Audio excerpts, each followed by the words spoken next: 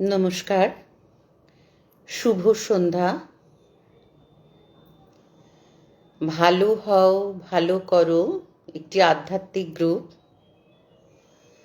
আমি সেই গ্রুপের একজন সদস্যা, শ্রীমতী রিন্টু চৌধুরী। প্রত্যেক শুক্রবারের মতো এই শুক্রবারও আমরা 30 মিনিট শ্রী শ্রী রামকৃষ্ণ কথামৃত পাঠ ও অনুধ্যানের চেষ্টা করব।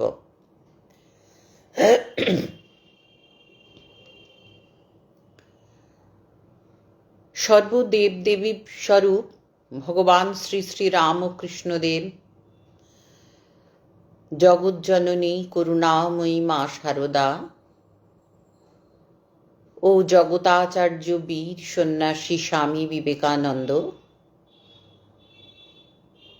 এই পাঠ শ্রদ্ধাঞ্জলি স্বরূপ এদের চরণে আমি নিবেদন করব। এই কাজকে সেবা কাজ হিসেবে গ্রহণ করেছি। আমারই না যেন করি প্রচার, আমারই আপন কাজে, তোমারই ইচ্ছা করো হে পূর্ণ, আমারই জীবন মাঝে।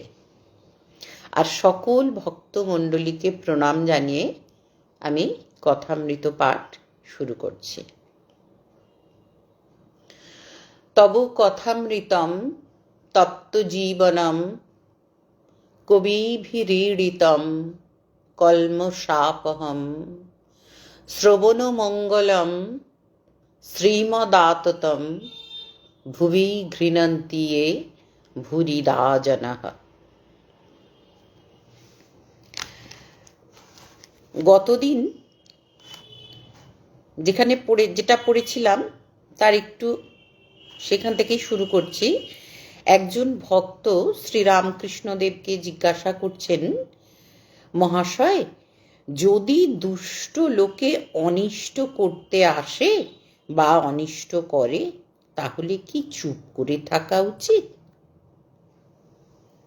শ্রীরামকৃষ্ণ: লোকের সঙ্গে বাস করতে গেলেই দুষ্ট লোকের হাত থেকে আপনাকে রক্ষা করবার জন্য একটু তমগুণ দেখানো দরকার,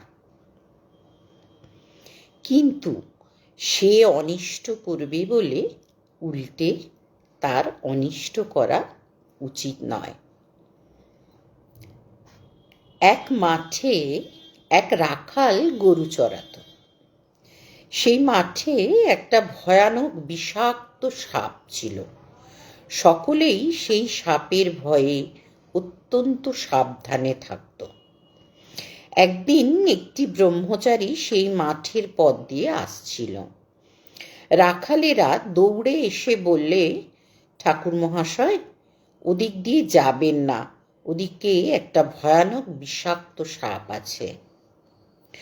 ব্রহ্মচারী বললে, বাবা, তা হোক, আমার তাতে ভয় নাই, আমি মন্ত্র জানি।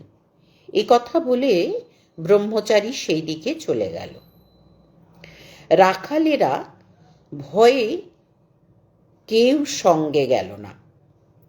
এদিকে সাপটা ফণা তুলে দৌড়ে আসছে, কিন্তু কাছে না আসতে আসতে ব্রহ্মচারী যেই একটি মন্ত্র পড়লে অমনি সাপটা কেঁচোর মতন পায়ের কাছে পড়ে রইল।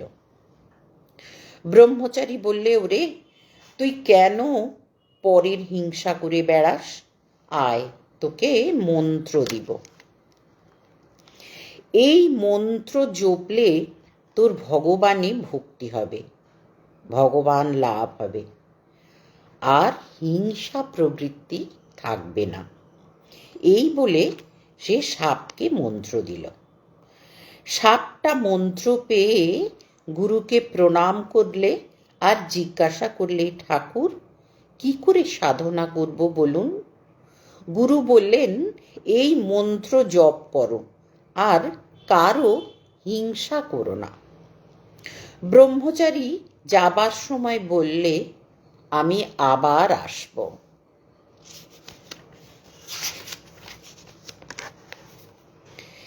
এই রকমে কিছুদিন যায়, রাখালেরা দেখে যে সাপটা আর কামড়াতে আসে না। ঢেলা মারে, তবুও রাগ হয় না, যেন কেঁচোর মতন হয়ে গেছে। একদিন একজন রাখাল কাছে গিয়ে লেজ ধরে খুব ঘুরপাক দিয়ে তাকে আছড়ে ফেলে দিলে সাপটার মুখ দিয়ে রক্ত উঠতে লাগলো, আর সে অচেতন হয়ে পড়ল, নড়ে না, চড়ে না। রাখালেরা মনে করলে যে সাপটা মরে গেছে, এই মনে করে তারা সব চলে গেল। অনেক রাত্রে সাপের চেতনা হলো।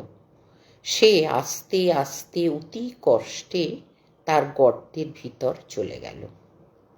শরীর চূর্ণ, নড়বার শক্তি নাই। অনেক দিন পরে যখন অস্থি চর্ম সার, তখন বাহিরে আহারের চেষ্টায় রাত্রে একবার চড়তে আসতো। ভয়ে দিনের বেলা আসতো না। মন্ত্র লওয়া অবধি আর হিংসা করে না। মাটি, পাতা, গাছ থেকে পড়ে গেছে এমন ফল খেয়ে প্রাণ ধারণ করে। প্রায় 1 বৎসর পরে ব্রহ্মচারী সেই পথে আবার এলো। এসেই সাপের সন্ধান করলে। রাখালেরা বললে যে সাপটা মরে গেছে। ব্রহ্মচারীর কিন্তু ও কথা বিশ্বাস হলো না। সে জানে যে মন্ত্র ও নিয়েছে তা সাধন না হলে দেহত্যাগ হবে না। খুঁজে খুঁজে সেই দিকে তার দেওয়া নাম ধরে ডাকতে লাগলো।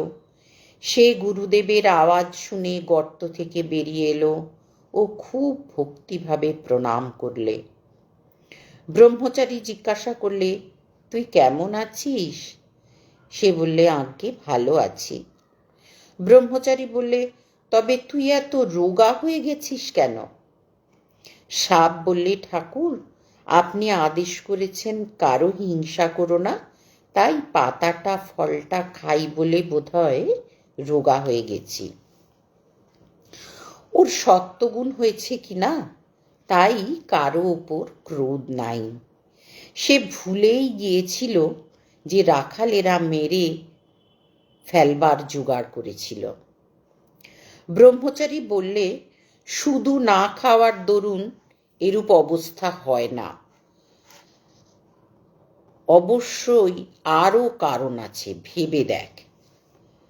সাপটার মনে পড়ল যে রাখালেরা আছাড় মেরেছিল। তখন সে বললে, ঠাকুর, মনে পড়েছে বটে, রাখালেরা একদিন আছাড় মেরেছিল। তারা অজ্ঞান, জানে না যে আমার মনের কি অবস্থা। আমি যে কাহাকেও কামড়াবো না বা কোনরূপ অনিষ্ট করব না, কেমন করে জানবে? ব্রহ্মচারী বললে, ছি, তুই এত বোকা, আপনাকে রক্ষা করতে জানিস না? আমি কামড়াতে বারণ করেছি, ফোঁস করতে নয়। ফোঁস করে তাদের ভয় দেখাস নাই কেন? দুষ্ট লোকের কাছে ফোঁস করতে হয়, ভয় দেখাতে হয়, পাছে অনিষ্ট করে। তাদের গায়ে বিষ ঢালতে নাই, অনিষ্ট করতে নাই। এই গল্পটা থেকে আমরা অনেকগুলো ঠাকুরের দেওয়া মেসেজ পেলাম, কিন্তু মেইন যেটা মনে হচ্ছে যে সংসারে থাকতে গেলে দুষ্ট লোকের হাত থেকে বাঁচতে গেলে আমাদের কিভাবে চলা উচিত, এটাই ঠাকুর এই গল্পের মাধ্যমে বলেছেন। উদ্দেশ্য আর উপায়। উদ্দেশ্য হচ্ছে দুষ্ট লোকের হাত থেকে নিজেকে রক্ষা করা, আর উপায়টা হচ্ছে ফোঁস করা, কিছু অনিষ্ট না করে শুধু ফোঁস করা। তাই বললেন, দুষ্ট লোকের কাছে ফোঁস করতে হয়, ভয় দেখাতে হয়, পাছে অনিষ্ট করে। তাদের গায়ে বিষ ঢালতে নাই, অনিষ্ট করতে নাই। আপনারা যারা রামকৃষ্ণ ভক্তমণ্ডলী তারা হয়তো অনেকেই জানেন। এইটা পড়ার পর আমার স্বামীজির জীবনের একটা ঘটনা মনে পড়ছে। যদি ভুল হয় আপনারা আমাকে নিশ্চয়ই বলবেন। আমি যেটা জেনেছি যে স্বামীজি একবার এক পাল বাঁদরের পাল্লায় পড়েছিল। সেই বাঁদরেরা এক পাল বাঁদর স্বামীজিকে তাড়া করেছিল, আর স্বামীজি প্রাণপণ শক্তি নিয়ে দৌড়াচ্ছিলেন। বাঁদরের সঙ্গে দৌড়ে পারাটা খুব শক্ত, কিন্তু স্বামীজি তো যথেষ্ট শক্ত সামর্থ্য ছিলেন। এবার একটা বাঁকের মুখে হঠাৎ একজন সন্ন্যাসী বললেন, বেটা রুখে দাঁড়া। সেটা বলার সঙ্গে সঙ্গে স্বামীজি শুধু ফিরে দাঁড়ালেন। দাঁড়িয়ে অন্য বাঁদরদের দিকে যেই ছুটে যাওয়ার মতন চেষ্টা করেছেন, সঙ্গে সঙ্গে সেই বাঁদরের পাল ঘুরে অন্যদিকে ছুটে পালালো। আমার এই ঠাকুর শ্রীরামকৃষ্ণদেবের এই গল্পটা শুনে আমার এই কথাটা মনে পড়লো, তাই তোমাদের সঙ্গে শেয়ার করলাম। আচ্ছা হলো, দুষ্ট লোকের কাছে ফোঁস করতে হয়, ভয় দেখাতে হয়, পাছে অনিষ্ট করে, তাদের গায়ে বিষ ঢালতে নাই, অনিষ্ট করতে নাই। এবার বলছেন ভিন্ন প্রকৃতি। ঈশ্বরের সৃষ্টিতে নানা রকম জীবজন্তু গাছপালা আছে। জানোয়ারের মধ্যে ভালোও আছে, মন্দও আছে। বাঘের মতো হিংস্র জন্তু আছে। গাছের মধ্যেও অমৃতের ন্যায় ফল হয় এমন আছে, আবার বিষ ফলও আছে। তেমনি মানুষের মধ্যে ভালো আছে, মন্দও আছে, সাধু আছে, অসাধুও আছে, সংসারী জীব আছে, আবার ভক্তও আছে। জীব চার প্রকার: বদ্ধ জীব, মুমুক্ষু জীব, মুক্ত জীব ও নিত্য জীব। নিত্য জীব যেমন নারদাদি, এরা সংসারে থাকে জীবের মঙ্গলের জন্য, জীবদিগকে শিক্ষা দিবার জন্য। বদ্ধ জীব বিষয়ে আসক্ত হয়ে থাকে আর ভগবানকে ভুলে থাকে, ভুলেও ভগবানের চিন্তা করে না। মুমুক্ষু জীব যারা মুক্ত হবার ইচ্ছা করে, কিন্তু তাদের মধ্যে কেউ মুক্ত হতে পারে, কেউ বা পারে না। আর মুক্ত জীব যারা সংসারে কামিনী কাঞ্চনে আবদ্ধ নয়, যেমন সাধু মহাত্মারা, যাদের মনে বিষয় বুদ্ধি নাই, আর যারা সর্বদা হরিপাদপদ্ম চিন্তা করে।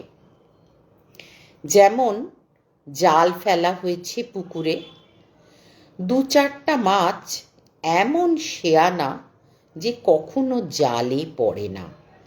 এরা নিত্য জীবের উপমাস্থল। কিন্তু অনেক মাছই জালে পড়ে, এদের মধ্যে কতকগুলি পালাবার চেষ্টা করে, এরা মুমুক্ষু জীবের উপমাস্থল। কিন্তু সব মাছই পালাতে পারে না। দু চারটে ধপাং ধপাং করে জাল থেকে পালিয়ে যায়। তখন জেলেরা বলে, ওই একটা মস্ত মাছ পালিয়ে গেল। কিন্তু যারা জালে পড়েছে অধিকাংশই পালাতেও পারে না, আর পালাবার চেষ্টাও করে না, বরং জাল মুখে করে পুকুরের পাঁকের ভিতরে গিয়ে চুপ করে মুখ গুঁজরে শুয়ে থাকে, মনে করে আর কোনো ভয় নাই, আমরা বেশ আছি। কিন্তু জানে না যে জেলে হড়হড় করে টেনে আড়ায় তুলবে। এরাই বদ্ধ জীবের উপমাস্থল।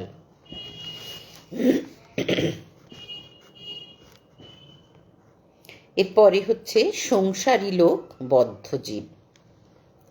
বদ্ধজীবেরা সংসারে কামিনী কাঞ্চনে বদ্ধ হয়েছে, হাত পা বাঁধা। আবার মনে করে যে সংসারের ওই কামিনী ও কাঞ্চনেতেই সুখ হবে, আর নির্ভয়ে থাকবে, জানে না যে ওতেই মৃত্যু হবে। বদ্ধজীব যখন মরে, তার পরিবার বলে, তুমি তো চললে, আমার কি করে গেলে। আবার এমনই মায়া যে প্রদীপটাতে বেশি সলতে জ্বললে বদ্ধজীব বলে, তেল পুড়ে যাবে, সলতে কমিয়ে দাও। এদিকে মৃত্যু শয্যায় শুয়ে আছে। বদ্ধজীবেরা ঈশ্বর চিন্তা করে না। যদি অবসর হয়, তাহলে হয় আবোল তাবোল ফালতু গল্প করে, নয় মিছে কাজ করে। জিজ্ঞাসা করলে বলে, আমি চুপ করে থাকতে পারি না, তাই বেড়া বাঁধছি। হয়তো সময় কাটে না দেখে তাস খেলতে আরম্ভ করে। সকলের হাস্য। এবার ষষ্ঠ পরিচ্ছেদ। একজন ভক্ত জিজ্ঞাসা করছেন মাস্টার মহাশয়কে, মহাশয়, এরূপ সংসারী জীবের কি উপায় নাই? একজন ভক্ত হিসেবে মাস্টার মশাই এখানে জিজ্ঞাসা করেছেন। যখন উনি শুনলেন যে 4 প্রকারের জীব, তখন মাস্টার মশাইয়ের মনে বদ্ধ জীবের জন্যেই আগে জিজ্ঞাসা এসেছে। কারণ অন্যান্য জীবেরা তো তারা চেষ্টা করছে, কিন্তু বদ্ধ জীবের জন্যে মাস্টারমশাইয়ের চিন্তা হয়েছে।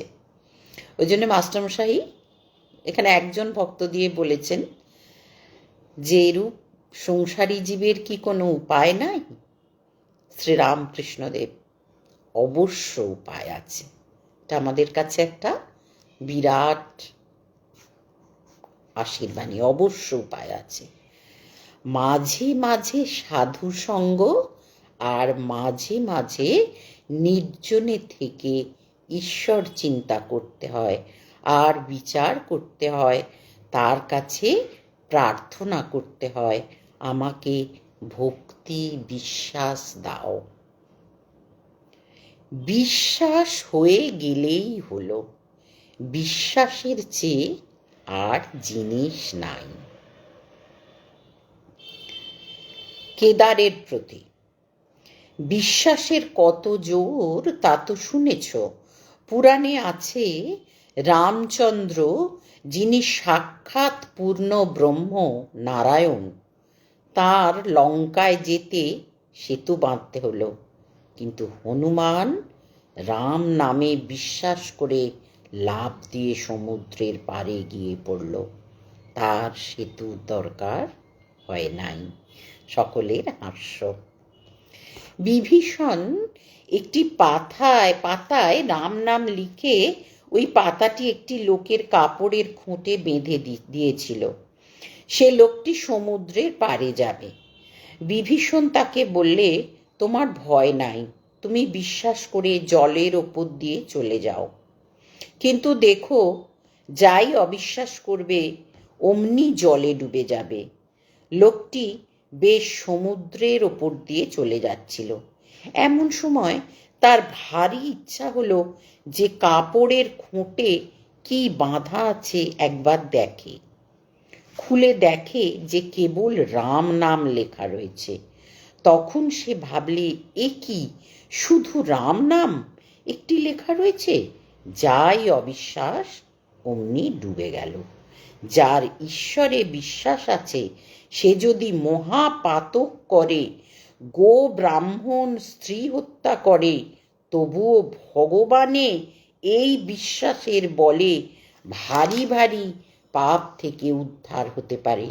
সে যদি বলে, আর আমি এমন কাজ করব না, তার কিছুতেই ভয় হয় না। তার নামে বিশ্বাস। ঈশ্বরের কাছে প্রার্থনা করি এই বিশ্বাসটুকু যেন তিনি আমাদের দেন, আমরা যেন তার নামের মহিমাটা বুঝতে পারি। আজকে এই পর্যন্ত বলে আজকের পাঠ ও অনুধ্যান শেষ করছি শান্তি মন্ত্র বলে। ওং স্থাপকায় চ ধর্মস্য সর্বধর্মস্বরূপিণে অবতার বরিষ্ঠায় রামকৃষ্ণায় তে নমঃ। জননীং শারদাং দেবীং রামকৃষ্ণং জগদ্গুরুং পাদপদ্মে তয়োঃ শ্রিত্বা প্রণমামি মুহুর্মুহুঃ। নমো শ্রীজ্যোতিরাজায় বিবেকানন্দ শূরয়ে সচ্চিৎ সুখ স্বরূপায় স্বামিনে তাপহারিণে।